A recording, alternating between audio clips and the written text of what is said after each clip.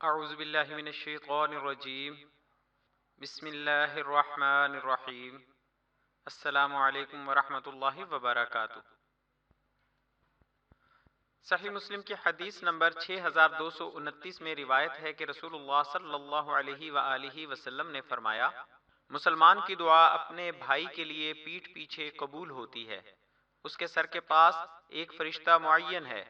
جب وہ اپنے بھائی کی بہتری کی دعا کرتا ہے تو فرشتہ کہتا ہے آمین، اور تم کو بھی یہی ملے گا، کیونکہ پیٹھ پیچھے دعا کرنا اخلاص کی دلیل ہے اور اخلاص کا ثواب بہت زیادہ ہے۔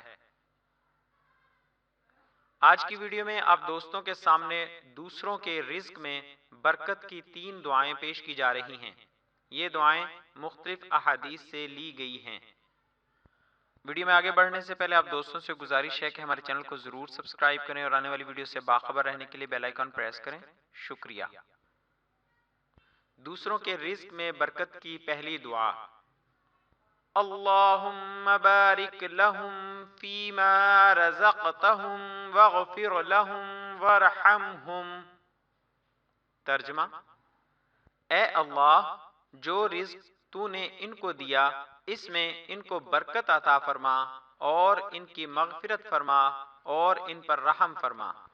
صحیح مسلم حدیث نمبر 5328۔ دوسروں کے رزق میں برکت کی دوسری دعا، اللہم اغفر لہم وارحمہم وبارک